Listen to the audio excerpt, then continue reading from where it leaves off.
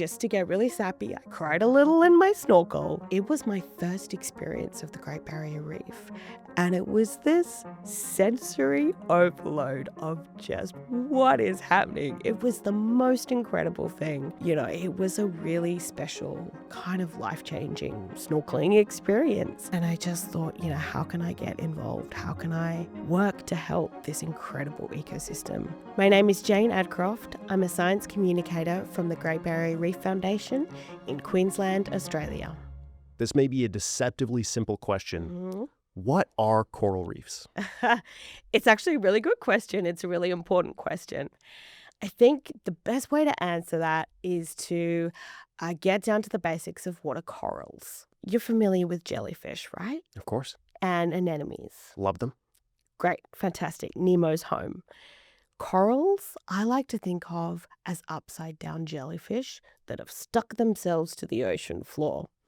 So they're cousins of jellyfish. They've got stinging tentacles. They, instead of swimming around in the ocean, they have a sedentary life. So they fix themselves to the ocean floor. And there are two different types of corals. We call them soft corals and hard corals. And hard corals are reef-building corals. So they have skeletons inside them made up of calcium carbonate or kind of almost limestone. Together, as all these corals grow and settle on the ocean floor, those skeletons form coral reefs. And these reefs then create homes for, thousands of fish, sharks, squid, turtles, whales, all sorts of creatures. And it's all through the foundation of these hard reef-building corals. They make up just 0.1% of the ocean floor, but they are home and sanctuary and a place for a quarter of all marine life in the ocean to live. A quarter. So that's 0.1% of space, but a quarter of marine life in the ocean.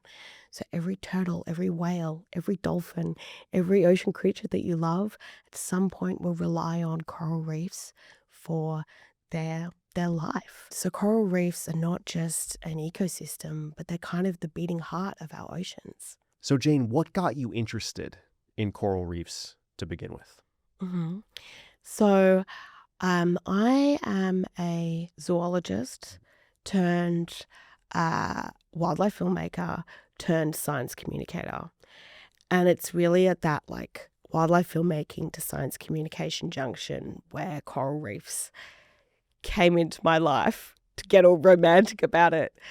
I snorkeled on this tiny little island in the southern Great Barrier Reef called Lady Elliot Island. And it's famously a spot where manta rays like to hang out. These big, beautiful, swooping underwater angels. Magical creatures. And within 5 minutes of getting in the water, there were manta rays swooping in and around me. And underneath it was whale migration season, so you can hear whales singing underwater while you're snorkeling. There were sharks underneath me. Squid were popping up and checking me out like I was this weird alien in their world.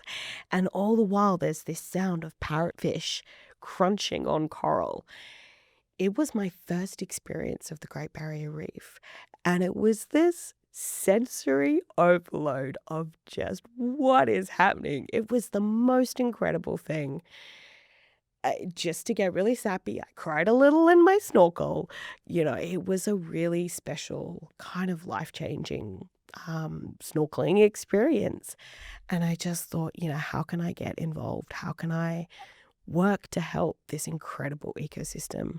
So that was sort of a changing moment for me, a moment that kind of shifted my direction and kind of went from being a land-based kind of zoologist interested in, the marsupials of Australia to suddenly a quasi kind of reef spurt who was trying to learn as much as possible about the Great Barrier Reef and share those stories around the world. I've spoken to a few people who've snorkeled in the Great Barrier Reef. I snorkeled when I was 18 in the Great Barrier Reef.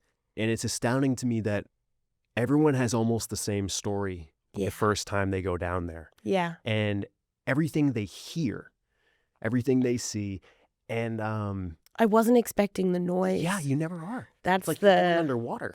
I wasn't expecting to literally put my hand underwater and hear whales singing. Like, it was just, I mean, how incredible.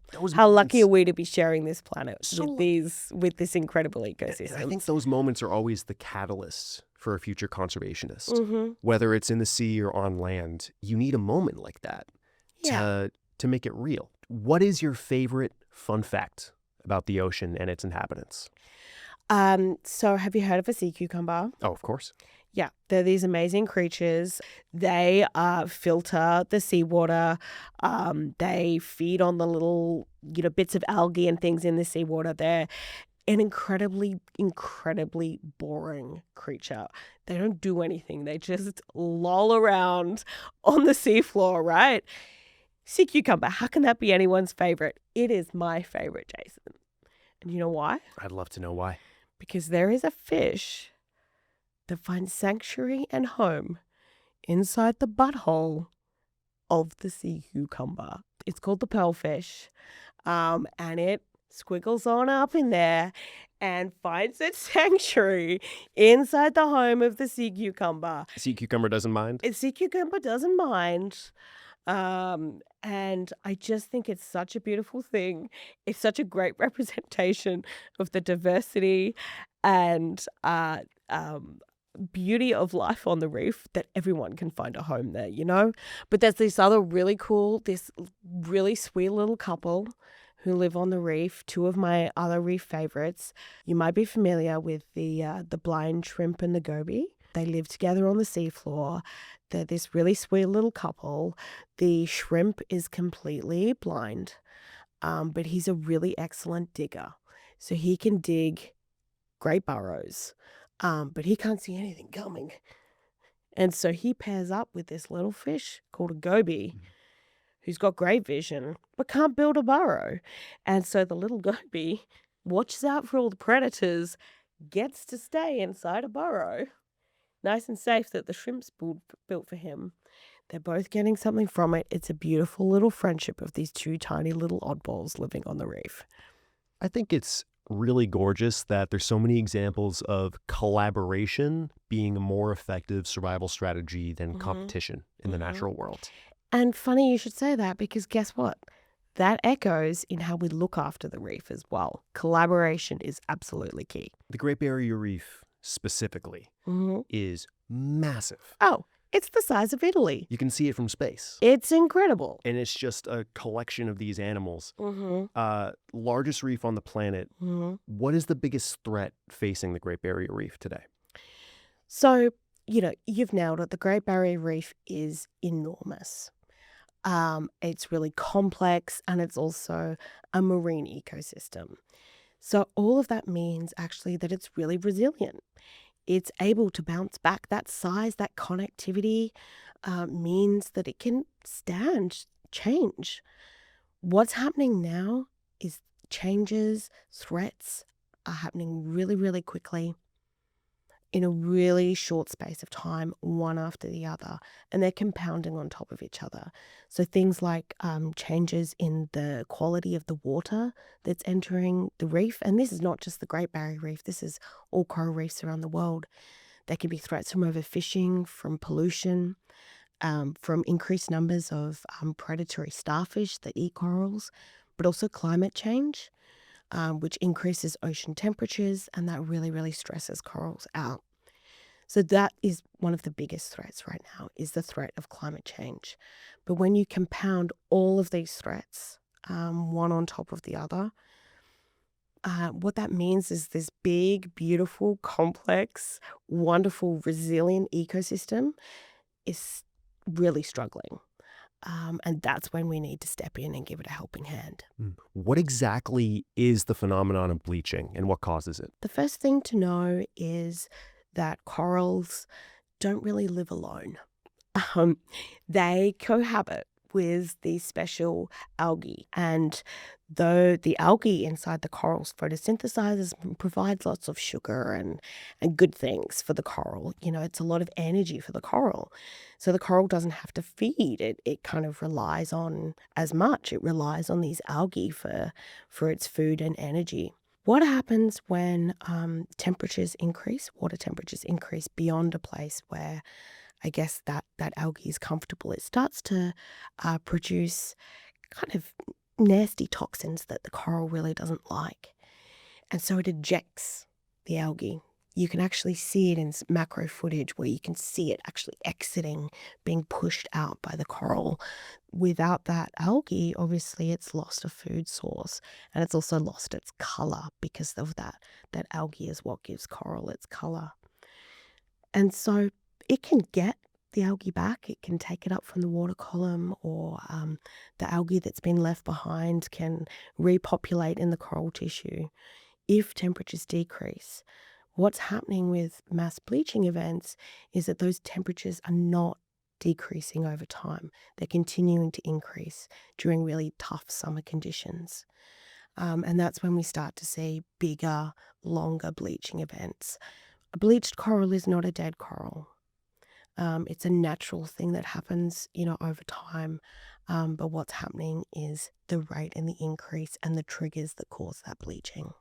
So there's a lot of problems facing the Great Barrier Reef and reefs all across the world. Challenges. Yeah. Are there solutions to each of these challenges? Yeah, absolutely. We can look at it in sort of different, we break it down into different aspects. So like coastal protection, seagrass and associated mangroves, associated habitat protection, and also protection of the coral reef in and of itself. This is just in the Great Barrier Reef as a whole. But for all of those things, we kind of have to change our thinking a little bit. We've got to think big because we're looking at an ecosystem that's the size of Italy. And so when it's under threat and we need to help sort of keep that resilience up, how do we think big? We can't just restore small areas of that reef. We have to think, how can we keep this entire ecosystem safe? And so that's when we look at STEM kind of as a whole. So we bring in engineering, automation, robotics, and tie them in with the science and our ecological understanding of the reef to try and restore and protect the reef. What I'm gathering is that it's not one big solution, not one quick fix. It's going to take everybody working on the individual facets to make this work. That's it. That's exactly it. There is no single silver bullet. We need a toolkit of solutions. What is our window of opportunity to solve these challenges? How much time do we have? Yeah, look, I mean, there are different perspectives, but I think there's some estimates that we stand to lose a large majority of our coral reefs by 2050 if we don't start to address the issues of climate change. That's a real challenge. I kind of think of it like a tripod.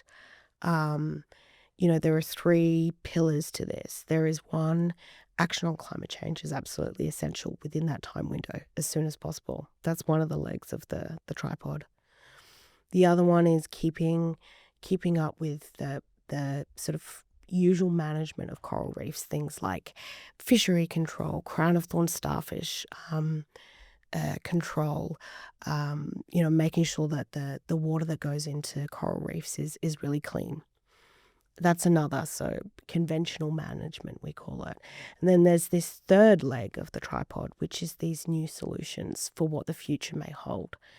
Coral reefs won't look like what they look like now in the future, but we need to help them prepare for whatever we need to build a better future for them as much as we can.